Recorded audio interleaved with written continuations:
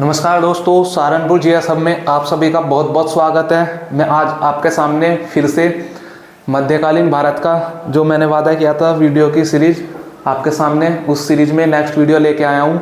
वही हमारा टॉपिक चल ही रहा है दिल्ली सल्तनत में तुगलक वंश, जिसमें हम बात कर रहे हैं मोहम्मद बिन तुगलक की। ठीक है, तो इससे पिछली वीडियो में हमने मोहम्मद बिन तुगलक का एक बेसिक इंट्रोडक्शन और उसके बारे में कुछ फैक्ट्स थे उसके बारे में बात की थी।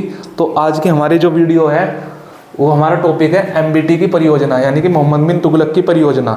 इससे पिछली वीडियो में मैंने आपको बताया था कि मोहम्मद बिन तुगलक को एक मूर्ख, विद्वान और पागल बादशाह कहा जाता है। तो मैंने बताया था उसके कुछ कारनामे ऐसे थे या उसकी कुछ योजना ऐसी थी जिसमें वो असफल हो गया था, जिस कारण उसे मूर्ख या पागलों का बादशाह कहा जाता है। तो आज हम उन 5 परियोजनाओं के बारे में बात करेंगे, परियोजना या योजना जो असफल हुई, जिसके कारण उसे पागल बादशाह कहा जाता है। ठीक है, तो ये जो 5 परियोजना थी, इन परियोजनाओं के बारे में जो हमें वर्णन मिला है वो इतिहासकार जियाउद्दीन बर्नी के द्वारा मिला है। ठीक है, किसके द्वारा? बर्नी के द्वारा।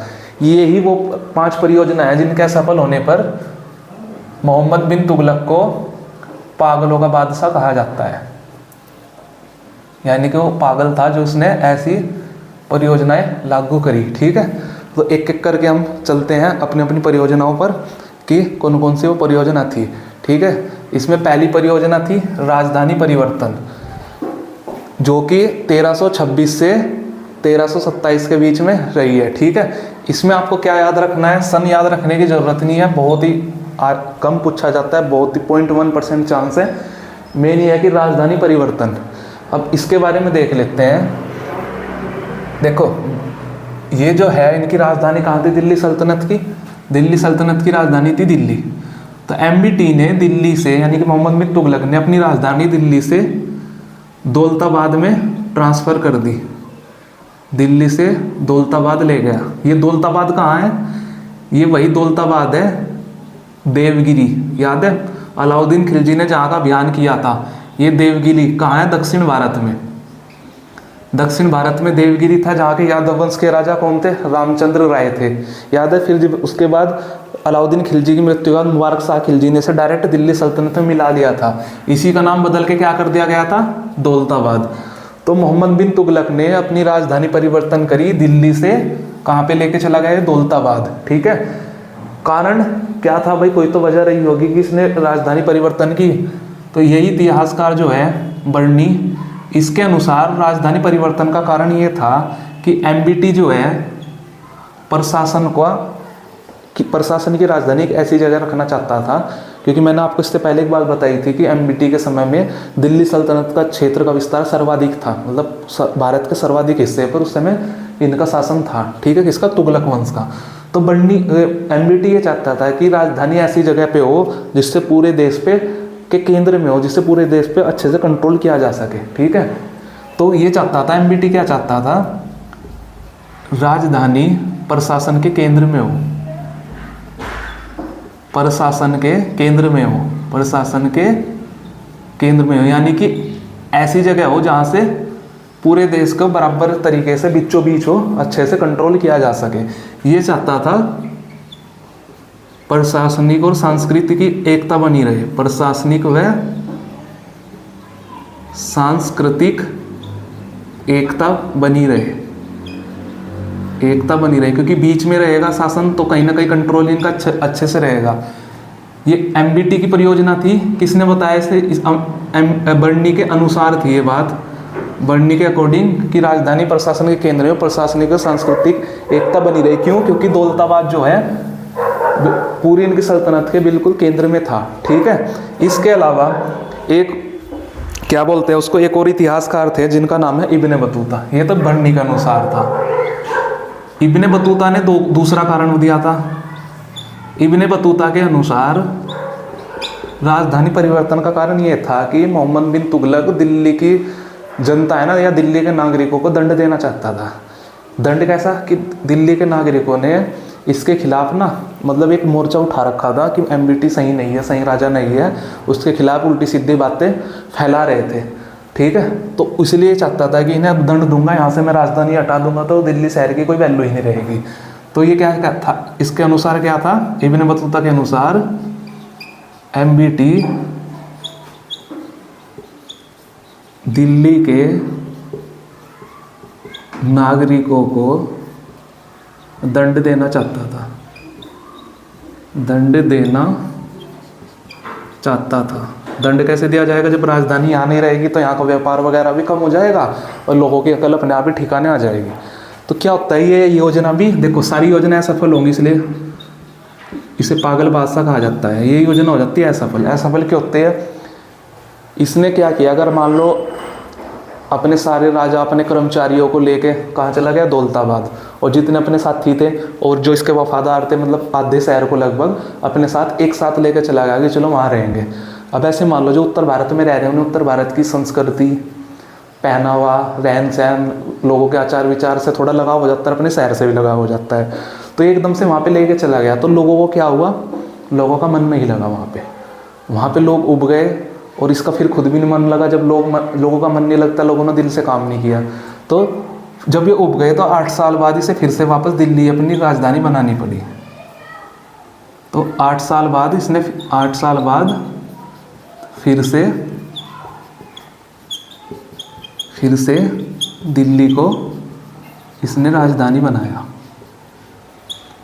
फिर से राजधानी बनाया। मतलब पहले दौलताबाद लेके गया, फिर दिल्ली लेके आया, ऐसे फालतू में इसने टाइम वेस्ट ही किया। जबकि इसे करना क्या चाहिए था? अगर इसको योजना को सफल बनाना था, एक साथ सभी लोगों को नहीं लेके जाना चाहिए था, थोड़ा लेके जाना चाहिए था। कि मान लो 100-200 आदमी अब की बार चले गए, 100-200 आदमी 3-4 महीने बाद चले जाएंगे, फिर 100-200 आदमी 3-4 महीने बाद, ऐसे धीरे धीरे ही सिस्टम बनाना पड़ता है। ये नहीं कि सारा बोरिया बिस्तर उठा के एक साथ चले जाओ, तो क्योंकि किसी भी नई जगह पर जाके एडजस्ट होने में टाइम लगता है। तो ये हो जाती है इसकी योजना असफल। ठीक है, आई होप यहाँ तक आपको समझ में आया होगा। अभी पढ़ते हैं हम इसकी दूसरी योजना। इसकी दूसरी योजना थी सांकेतिक मुद्रा का प्रचलन। कब हुई थी? 1329 से 30। वही मैंने कहा कि सन को याद करने की कोई ज़रूरत ही नहीं है हमें। ठीक है, सन याद रखना जरूरी नहीं है, क्योंकि सन क्वेश्चन में नहीं आएगा, मतलब पेपर में नहीं आएगा, बहुत कम चांसेस है सन याद रखने की। ठीक है, तो सांकेतिक मुद्रा का क्या है? एक तो नॉर्मल मुद्रा चली रही है, मुद्रा का मतलब कोइन या करेंसी है, जो इसने चला रखी थी। इसने सोचा कि एक सांकेतिक मुद्रा चलाई जाए। इसको लगता था कि, पहले समझ लेते हैं इसको लगता था कि आने वाले टाइम में ना, उस टाइम पे इसके जो कॉइन थे, सिक्के थे, वो चांदी के बने होते थे। इसने देखा कि अगर ऐसे सिक्के बनते हैं तो चांदी की बाजार में कमी होती जा रही थी, और फिर इसको भविष्य की योजना बनानी थी। इस आधार पर इसने सोचा कि मैं सांकेतिक मुद्रा चलाऊंगा, कि उनकी जगह वो वाली मुद्रा चल जाएगी, कि जरूरी नहीं कि हम चांदी की सिक्के चलाएं। तो इसे सांकेतिक मुद्रा के लिए इसने ही चलाई थी ये मुद्रा, इसलिए इसका एक नाम और पड़ा है, सिक्का ढालने वाला राजकुमार। सिक्का ढालने वाला राजकुमार किसे कहा जाता है? सिक्का ढालने वाला राजकुमार मोहम्मद बिन तुगलक को।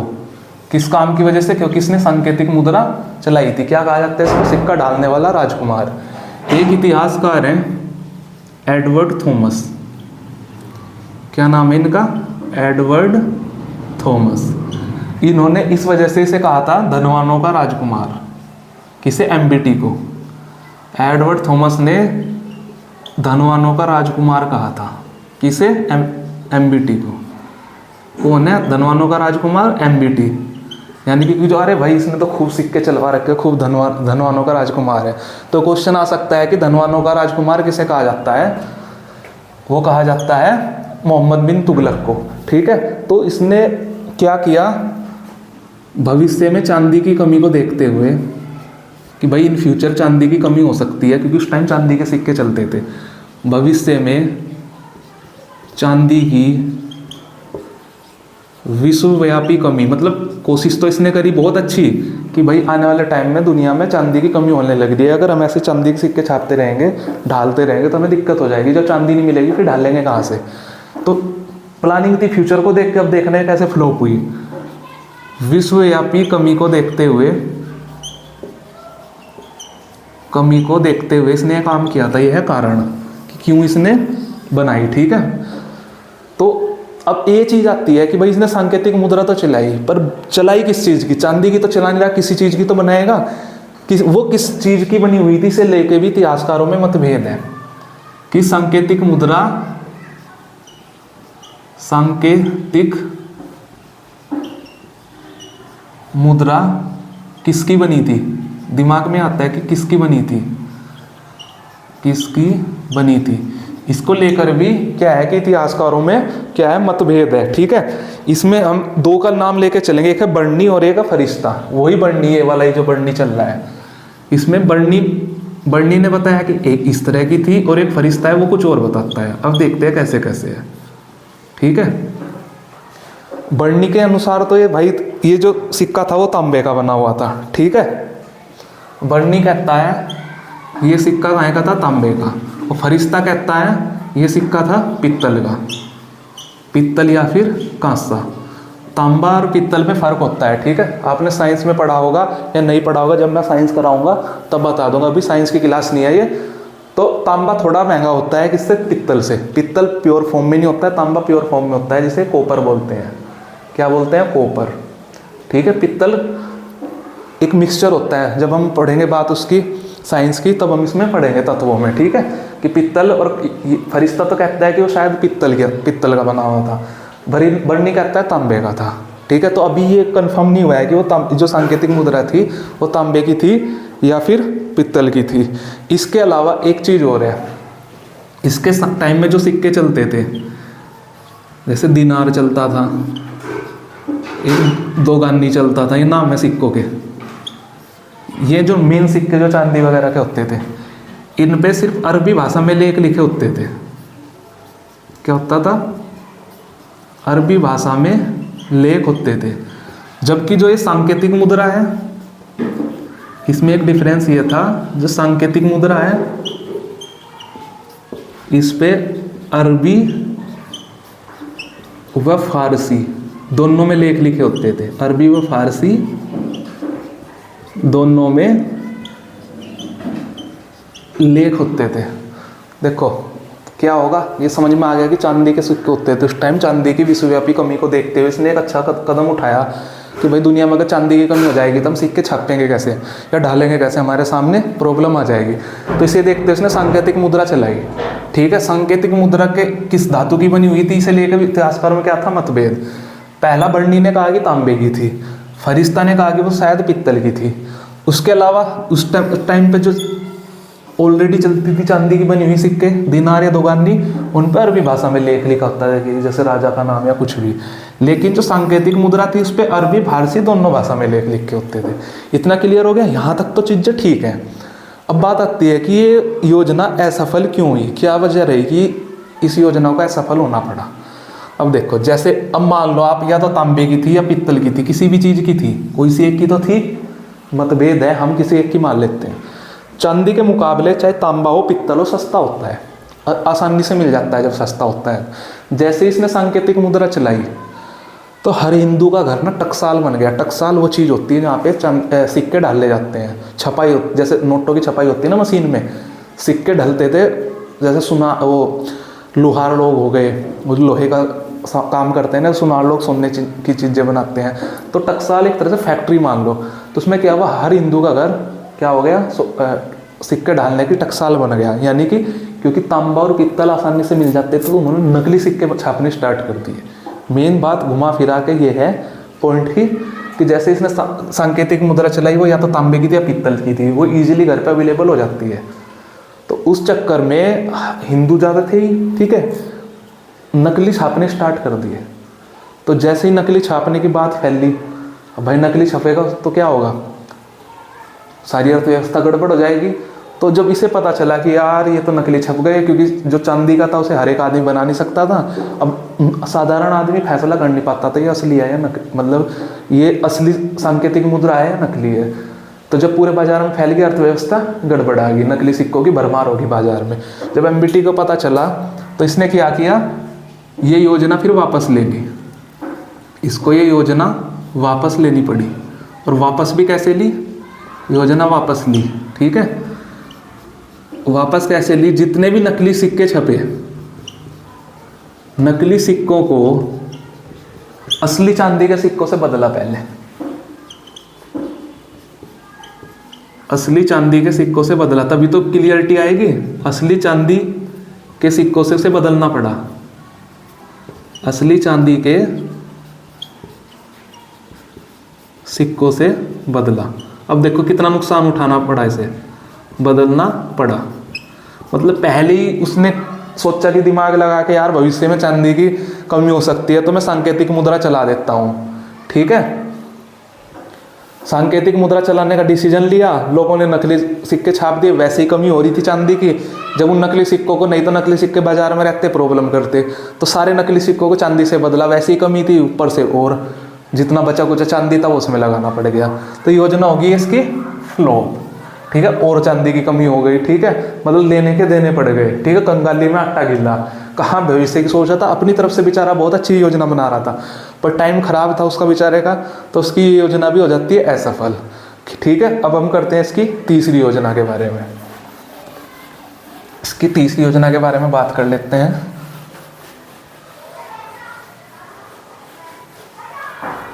इसकी तीसरी योजना थी खुरासान अभियान 1332 से 33 में। याद करने की जरूरत नहीं है वैसे, पर ये सारी चीजें सीक्वेंस में याद रखना कि पहले राजधानी परिवर्तन, फिर सांकेतिक मुद्रा, फिर खुरासान अभियान।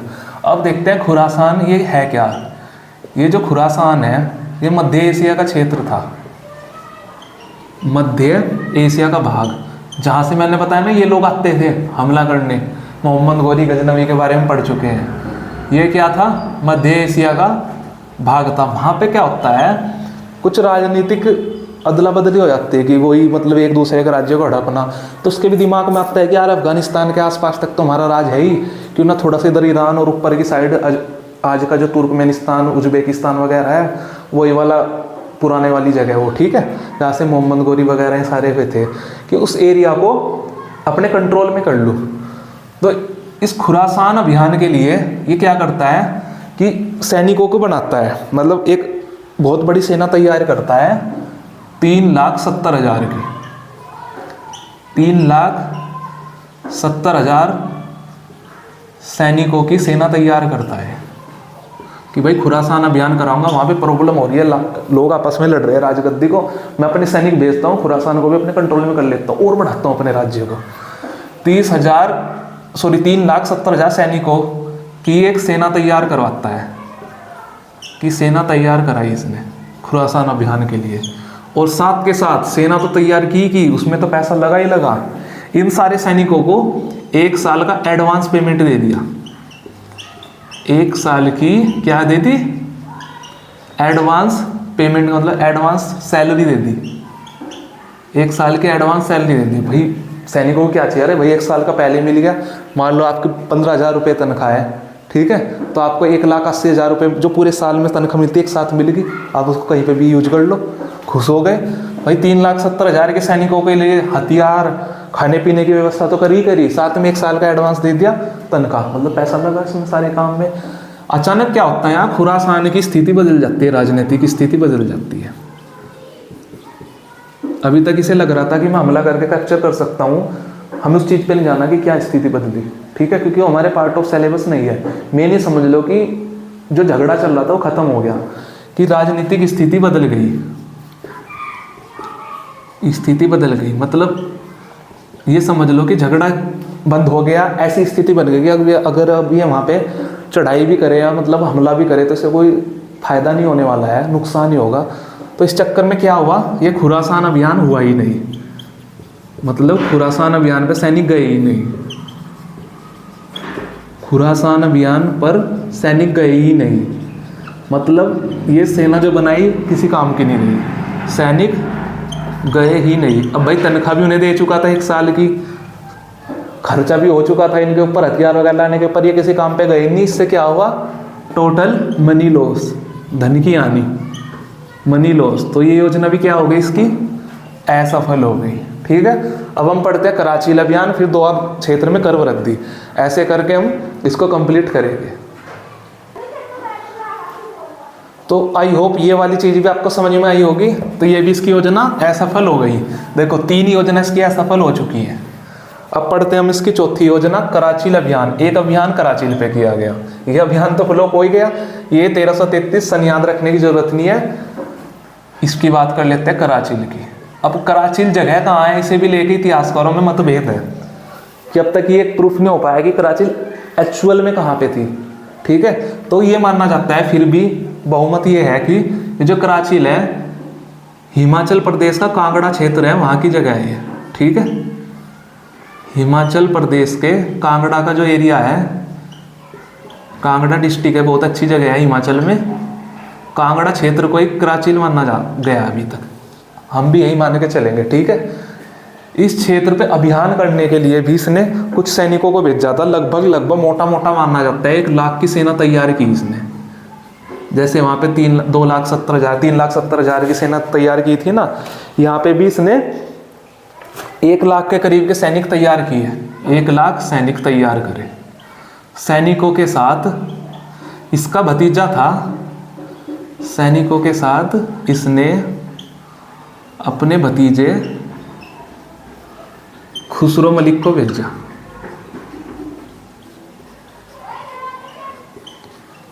खुसरो मलिक को अभियान पर भेजा, ठीक है। यहाँ तो कोई दिक्कत नहीं होगी, अभियान पर भेजा। पिछले में तो अभियान तक जा भी नहीं पाए थे, यहाँ पे अभियान पे भेजा गया। पर बात क्या हुई, इसने सही टाइम नहीं चूज करा। कांगड़ा कहाँ है, पहाड़ों में, वहाँ पे बर्फ पड़ती है सर्दियों में, तो इसको भेजना चाहिए था गर्मियों में, तो इसने ऐसे टाइम पे भेज दिया जब भयंकर ठंड पड़ती थी, पूरा बर्फ में क्षेत्र ढक जाता था। तो ये अभियान पे गए, बर्फीला तूफान चला, खूब बर्फबारी हो रही है, चलने का रास्ता ही नहीं है, तो इसके सारे सैनिक वहीं पे मर गए। तो क्या हुआ, सही समय के चुनाव ना होने के कारण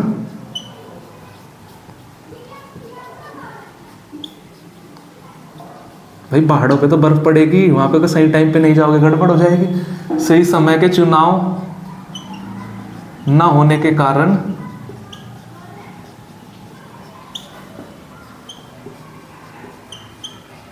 बर्फीले तूफान और ठंड, तूफान और ठंड से सारी सेना मर गई, ठीक है। से सारी सेना नष्ट हो गई, ठीक है, हम नष्ट लिख देंगे, नष्ट हो गई। तो यहाँ पे भी योजना क्या हो गई, असफल, ठीक है, अनसक्सेस। क्लियर, यहाँ तक कोई दिक्कत है। अब आता है इसका लास्ट अभियान, दोआब क्षेत्र में कर वृद्धि, ठीक है। सन की फिर वही बात, जरूरत नहीं है करने की। तो अब मेरे को ये बताओ, पहले एक बार छोटा सा रिवीजन कर दूं। पहला हुआ राजधानी परिवर्तन, दूसरा सांकेतिक मुद्रा, ये भी फ्लो, दूसरा सांकेतिक मुद्रा, चांदी की कमी हो गई और फिर चांदी से बदलने लगे। खुरासान अभियान में 3,70,000 की सेना इकट्ठी की, उनके लिए युद्ध के लिए हथियार इकट्ठे, खाने पीने की व्यवस्था करी, 1 साल का सैलरी को एडवांस दे दी, पर अभियान ही नहीं हुआ, ये भी फ्लो, पैसा बर्बाद। कराचील में 1 लाख के करीब सेना भेजी, अपने भतीजे खुसरो मलिक को भेजा। कराचील कहाँ, कांगड़ा हिमाचल में, बर्फीले तूफान और भारी बर्फबारी ठंड की वजह से सेना मर गई, कोई फायदा ही नहीं हुआ, नष्ट होगी सेना जिसके अभियान के लिए भेजा था, पैसा सेना सब खत्म हो गया, ठीक है, कोई फायदा नहीं हुआ। अब जब ये 4 अभियानों की वजह से जब असफलता इसे मिली, तो पैसे की तंगी तो हो गई, सारे में कितना पैसा हो रहा है। तो इसने क्या किया, इन सारी वजह से पैसे की कमी को देखते दोआब क्षेत्र में कर वृद्धि कर दी, मतलब टैक्स बढ़ा दिया। पहले समझ लो ये दोआब होता क्या है, कोई एरिया तो है दोआब नाम का, है क्या ये, दोआब है 2 नदियों के बीच की जगह को कहते हैं, 2 नदियों के बीच का स्थान क्या कहलाता है, दोआब। सपोज यहाँ पे 2 नदी है, ठीक है, एक नदी इधर से आ रही है, कहीं पे भी जा रही है उससे छोड़ दो, ठीक है, ये चल रही है, इनके जो बीच का एरिया है इसको दोआब बोलते हैं। ये सबसे ज़्यादा मतलब फसल पैदा करने वाला सबसे उपजाऊ क्षेत्र होता है, जैसे गंगा और यमुना का ये एरिया जो है गंगा यमुना के बीच का था, क्योंकि दोनों तरफ नदियाँ हैं, फिर नदियों के साथ साथ छोटी छोटी नदी भी आती हैं और भी, तो ये सबसे ज़्यादा फसल यहीं पे पैदा होती है। और जहाँ पे फसल पैदा होती है उस टाइम मैंने बताया था कि फसल ही सबसे बड़ा आय का साधन होता था, तो जब फसल होगी वहीं पे अच्छी पैदावार होगी, वहीं से टैक्स मिलेगा। ऐसे एरिया में इसने टैक्स वसूली बढ़ा दी कि भाई मुझे जो नुकसान हुआ है कहीं से तुम्हें इसको वसूल लूँगा ही, ठीक है। पर बेचारे की किस्मत ने यहाँ भी साथ नहीं दिया, यहाँ तो गड़बड़ थी। जैसे इसने दोआब क्षेत्र में कर वृद्धि की, क्या की, कर वृद्धि यानी कि टैक्स को बढ़ा दिया, तभी इस क्षेत्र में इसकी किस्मत इतनी खराब कि अकाल पड़ गया, अकाल पड़ गया। कहाँ पे, इसी क्षेत्र में, गंगा यमुना के बीच का जो दोआब क्षेत्र था, इस क्षेत्र में अकाल पड़ गया। मतलब बिल्कुल ही बुरी स्थिति। सोचा कि टैक्स बढ़ा के अपनी जो ये प्रॉब्लम है ना, इसको दूर करूँगा, जो पैसे की कमी हुई है टैक्स बढ़ाऊंगा तो अपना थोड़ा सा चीज़ें ठीक होंगी। तो जैसे ही टैक्स बढ़ा उसी टाइम पे अकाल पड़ गया। भयंकर लोगों के पास जब होगा ही नहीं कुछ, वो टैक्स देंगे कहाँ से। टैक्स इतना मतलब अकाल भी ऐसा खतरनाक पड़ा कि एमबीटी को खुद भी दिल्ली छोड़ के कन्नौज के पास रहना पड़ा था 2.5 साल। एमबीटी को, भाई दिल्ली भी तो दोआब क्षेत्र के बीच में ही आता है। दिल्ली यानी अपनी राजधानी छोड़कर कन्नौज के पास एक जगह है, कन्नौज यूपी में पड़ता है। कन्नौज के पास एक जगह है, कन्नौज के, उसे बोलते हैं स्वर्ग द्वार। कन्नौज के स्वर्ग द्वार में 2.5 साल रहना पड़ा था इसे। 2.5 साल रहना पड़ा, क्योंकि पानी नहीं है, कुछ नहीं, ऐसी जगह चला गया जहाँ पानी, खाने पीने की चीज़ें मिल जाए। तो राजा है, कहीं भी जा सकता है। तो क्या हुआ, टैक्स बढ़ाने की बात हुई थी तय, यहाँ पे पड़ चुका अकाल। इस मतलब अकाल पड़ने के बाद भी इसके सैनिकों ने क्या किया, ज़बरदस्ती, मतलब पूरे उससे, भाई लोगों के पास है नहीं, पैसा देगा कहाँ से, फिर भी ज़बरदस्ती कठोरता से टैक्स वसूलने की काम करते रहे, जिससे क्या हुआ, लोगों में विद्रोह फैल गया। अब इसने देखा यार इनके पास तो सही में पैसा नहीं है, अकाल पड़ रहा है, मैं कर रहा हूँ, विद्रोह फैल रहा है, पैसे की यहाँ भी दिक्कत नहीं है। तो दोआब क्षेत्र में भी कर वृद्धि भी फ्लॉप हुई, अभी आधी फ्लॉप हुई, अभी और मजा आएगा सुनने में। तो इसी समय इसने क्या किया, अब लोगों को कर से, उससे क्या बोलते हैं, अकाल से या टैक्स वगैरह से बचाने के लिए कुछ तो करना पड़ेगा। इसने एक वो बांटा, सुंदर सुंदर नाम है, जैसे वो करता है ना, सरकार लोन देती है, सुंदर नाम का ऋण दिया, लोन दिया, किसे, किसानों को, जिससे किसान क्या कर सके, हल खरीद सके, बैल खरीद सके, मर गए जो बेचारे उनके अकाल में, बीज खरीद सके और कुएं खुदवा सके। कुएं कहें के, पानी के कुएं खुदवा सके, क्योंकि हल खरीद देंगे, बैल खरीद देंगे, बीज खरीद देंगे, कुएं खरीद देंगे, फिर से खेती करने पे चलेंगे। ठीक है, तो इम्पोर्टेंट इसमें क्या है कि अकाल से बचने के लिए जो उसने लोन प्रोवाइड किया उसका नाम क्या था, सुंदर। बहुत बार एग्जाम में आ चुका है सुंदर, कि सुंदर नाम का ऋण या लोन प्रोवाइड कराया था किसने, मोहम्मद बिन तुगलक ने। ठीक है, किस लिए, जिससे किसान हल बैल बीज और कुएं, हल बैल बीज खरीद सके, कुएं खुदवा सके। ठीक है, इसके अलावा इसने एक काम और किया, वो भी बहुत इंपॉर्टेंट है तुम्हारे लिए। अब देखो अकाल पड़ चुका है, कृषि डगमगा चुकी है, किसान फिर से कृषि करेंगे तभी तो लोन दे और टैक्स देंगे। तो इसने जो लोन बांटा, लोन बांट के मतलब पैसा तो बांटा है जिससे चीज़ खरीद ले। अब ये खरीद ले, उसके बाद भी टैक्स मिलेगा कहाँ से, कृषि से। तो कृषि के विकास के लिए इसने एक नया विभाग बनाया, जिसका काम ही पूरा का पूरा कृषि पे फोकस था, कि कैसे भाई मतलब खेती बाड़ी को अच्छा किया जाए। इस अकाल के बाद कृषि के विकास के लिए एक नया विभाग बनाया इसने। ये विभाग बहुत इंपॉर्टेंट है, कई बार पूछा गया है पेपर में। नया विभाग बनाया जिसका नाम क्या था, ये नाम रट लेना बिल्कुल, दीवाने अमीर को ही, दीवाने अमीर को ही, ये इसने विभाग बनाया था। ये मोस्ट इम्पोर्टेंट एक ये और एक ये सुंदर, मोस्ट इम्पोर्टेंट है। सुंदर लोन दिया और दीवान अमीर को ही नाम का एक नया विभाग बनवाया गया। ठीक है, मतलब इस विभाग का काम ही क्या था कि लोगों को कैसे लोन दिया जाए, सही आदमी को लोन मिलना चाहिए, जैसे फर्जी डॉक्यूमेंट पे लोन नहीं मिलेगा, जिसे सच में ज़रूरत है, खेती है जिसके पास, या एक आदमी ने एक बार ले लिया तो दूसरी बार ना ले ले। और इसके अलावा भी कैसे मतलब कृषि को आगे बढ़ाया जा सके, ये सारी चीज़ें करना इसने शुरू किया। ठीक है, इसके अलावा एक काम और किया फिर एमबीटी ने ही, एक क्रॉप रोटेशन होता है, क्रॉप रोटेशन का मतलब फसल को बदल बदल के करना। जैसे एक खेत है, अब इसको समझ लेना, अब मैं इसको लिखवाने से तो रहा। ठीक है, समझो, क्रॉप रोटेशन का मतलब यह है कि जैसे आपका खेत है, आपने गेहूं बोए, ठीक है, गेहूं कटने के बाद आप उसमें दूसरी फसल बो दो। ठीक है, गेहूं कटने के बाद जैसे आपने उसमें कुछ दाल वगैरह उड़द बो दी है, ठीक है, वो खत्म होने के बाद उसमें आपने अगली बार धान बो दिए, चावल बो दिए, उसके बाद उसमें गन्ना बो दिया। ऐसे मतलब बदल बदल के कृषि करते रहे। उस टाइम जैसे आज के टाइम में तो ये कॉमन चीज़ है, नॉर्मल सब यही ऐसे ही खेती करते हैं। पुराने टाइम में क्या होता था, एक ही तरह की खेती करते थे लोग, बस गेहूं बो रखे हैं, 4-5 महीने की फसल रहेगी, उसके बाद खेत खाली रहता था, फिर गेहूं ही बोते थे। तो इसने बदल बदल के खेती करने के लिए बोला, जिससे खेती और अच्छे से और ज़्यादा से ज़्यादा फसल प्राप्त हो। तो इसे क्रॉप का मतलब होता है फसल, रोटेशन का मतलब होता है चक्र में बदलना, ठीक है। तो ऐसे करके बदलने को कहा इसने। ऐसा करने के लिए अपने अधिकारियों को कहा, भाई ज़मीन का चुनाव करो, कि पहले तो हम इसको ट्राई करेंगे, कैसे ट्रायल बनाएंगे, 1000 बीघे, हज़ारों बीघे का मतलब 10-15 गाँव की या 20-25 गाँव की ज़मीन लेंगे, इसमें हम ट्रायल करेंगे कि ठीक हो जाता है तो फिर इसको हम पूरे अपने जितने भी हमारे एरियाज में लगाएंगे। क्योंकि मैंने बताया कि विद्वान तो बहुत था ये, ठीक है, बस का तो समय इसका साथ नहीं देता था। तो अपने अधिकारियों को कहा भाई आप ज़मीन तलाश करो ऐसी। उन्होंने ज़मीन तलाश करी, इसके अधिकारी भी निकम्मे थे, ठीक है, इसमें इसकी गलती नहीं थी बेचारे की। इन्होंने जो ज़मीन तलाश करी वो ज़मीन निकल गई बंजर। इसने सोचा कि मान लो अधिकारियों को कह दिया भाई तुम ज़मीन ढूंढ के लेके आओ, ज़मीन सर्च करो कहाँ पे हम ये स्टार्ट करें काम। इन्होंने, उसके अधिकारी पता नहीं कैसे थे, उन्होंने ज़मीन ढूंढी, उस पर हल वल से खेती शुरू करी, फसल शुरू करी, इस पर फसल होगी नहीं क्योंकि वो ज़मीन निकल गई बंजर। तो यहाँ से भी इसकी ये योजना 2 बार फ्लॉप हो गई, मतलब बहुत ही बड़ा फ्लॉप हो गया।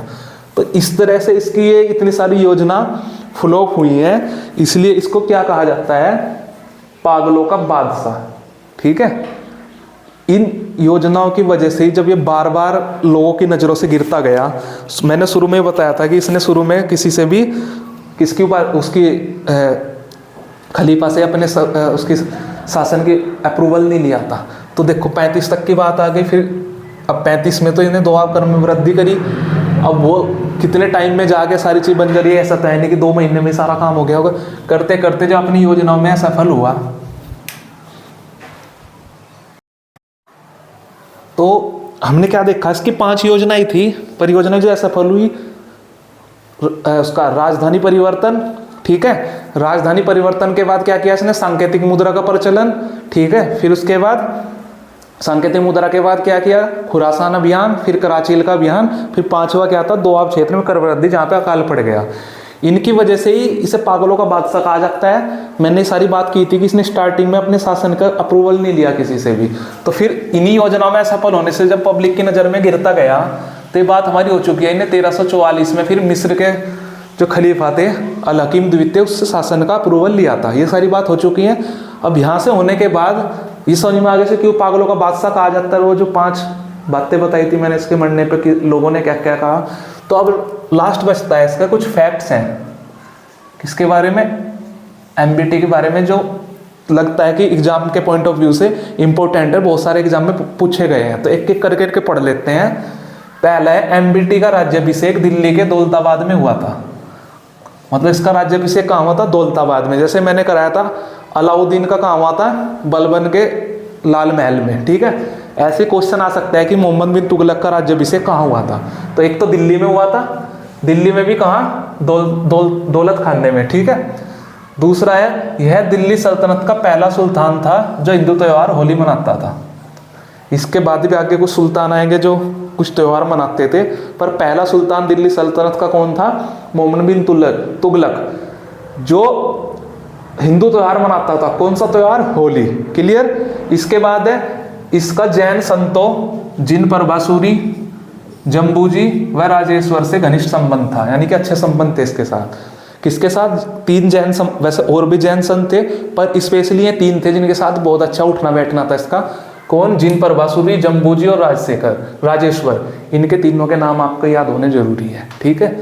चौथा फैक्ट आता है एमबीटी का चिश्ती संत, चिश्ती संप्रदाय के संत है। इसके बारे में हम जब हमारा दिल्ली सल्तनत पूरा हो जाएगा, पूरा का पूरा एक चैप्टर ही होगा, इसमें भक्ति आंदोलन और सूफी आंदोलन होगा।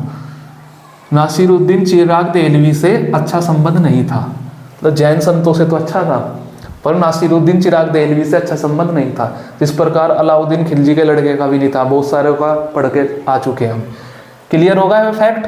5वां, इसी के समय अफ्रीका महाद्वीप आपने पढ़ा होगा, हमारे दूसरे सर ने आपको कराया है, पूरा अफ्रीका महाद्वीप हो चुका है। अफ्रीका महाद्वीप में मोरक्को देश पड़ता है, ठीक है। मोरक्को का निवासी था इब्ने बतूता, इतिहास का रहा है अच्छा खासा है। 1333 में कहा आया था भारत, और 8 वर्ष तक दिल्ली में रहा, और दिल्ली में काजी भी अपॉइंट किया गया था। तो ठीक है, क्लियर होगी चीज़।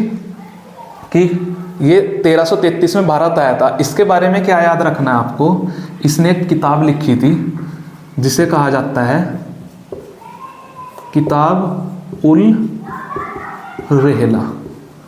तो इतना भी बड़ा याद ना रहा तो ये तो इम्पोर्टेंट याद रखना, इसकी बुक का नाम है रेहला, जिसमें इसने भारत के बारे में लिखा है, इसलिए ये हमारे लिए इम्पोर्टेंट होता है। इब्न बतूता से हमें बहुत सारी चीज़ें पता चली है इसकी रेहला बुक से, भारत के उस टाइम के इतिहास के बारे में। ठीक है, क्लियर। कब आया था? 1333 में। कई बार क्वेश्चन पूछा गया कि अब इब्न बतूता भारत कब आया था? कब आया था? 1333 में। किसके टाइम आया था? मोहम्मद बिन तुगलक के। कहाँ का निवासी था? मोरक्को। मोरक्को कहाँ है? अफ्रीका महाद्वीप में। कितने साल भारत रहा? 8 वर्ष। ठीक है, किताब क्या है इसकी? रेहला। क्लियर। अब छठा फैक्ट, MBT ने दिल्ली में एक जहांपन्ना नगर की स्थापना करवाई थी, जो आज खंडर बन चुका है, अभी ये अस्तित्व में नहीं है। जहांपन्ना नगर कुछ ना कुछ बनवाते थे ये लोग, तुम्हें पता है। इसी जहांपन्ना नगर में सतपुला व आदिलाबाद का किला निर्मित हुआ था। ये भी इम्पोर्टेंट है कि सतपुला व आदिलाबाद का किला कहाँ पे है? दिल्ली में है। कहाँ पे? जहांपन्ना नगर में। ठीक है। इसी के समय निजामुद्दीन का मकबरा दिल्ली में बना है। निजामुद्दीन औलिया चिराग देहलवी से पहले थे, ये भी चिश्ती संप्रदाय के रहे हैं, निजामुद्दीन औलिया। ठीक है, इनका मकबरा दिल्ली में बना। आज दिल्ली में जो रेलवे स्टेशन है हजरत निजामुद्दीन, वो इन्हीं के नाम पे है, इसी के बराबर में इनका मकबरा है। ठीक है, जहाँ पे लोग, बहुत सारे लोग जैसे अजमेर में चादर चढ़ाने जाते हैं, वहाँ पे भी जाते हैं। ठीक है, तो इम्पोर्टेंट इसलिए बन जाता है कि किसके समय में बना था? मोहम्मद बिन तुगलक के। इसके लास्ट में आते हैं सिक्के। जैसे मैंने बताया था सांकेतिक मुद्रा चलाई थी इसने, तो उससे पहले क्या सिक्के चलते थे? एक दिनार, पहला दिनार किसका बना होता था? गोल्ड यानी कि सोने का। दूसरा अदरी, अदरी किसका था? चांदी का। तीसरा दोगानी, इसके बारे में अभी पता नहीं है कि किसका बना होता था, तो तुम्हें ये 3 याद रखने हैं। दिनार, अदरी और दोगानी किसके समय में बने हुए थे? मोहम्मद बिन तुगलक के समय में। ठीक है, और ये सारे के सारे फैक्ट मोस्ट इंपॉर्टेंट है। ये सारे इंपॉर्टेंट फैक्ट ही उठा के मैंने यहाँ पे लगाए हैं।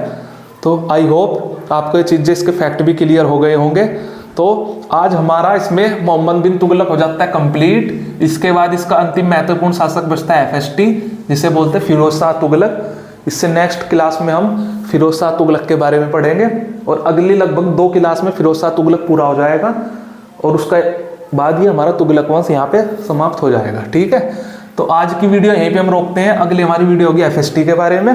ठीक है, तो आई होप आपको मेरी ये वीडियो बहुत अच्छी लगी होगी। अगर आपको मेरी ये वीडियो अच्छी लगी है तो इसको अपने दोस्तों के साथ शेयर करना और कमेंट करना, अगर कुछ भी आपको फीडबैक हो या कुछ भी आपको सजेशन हो।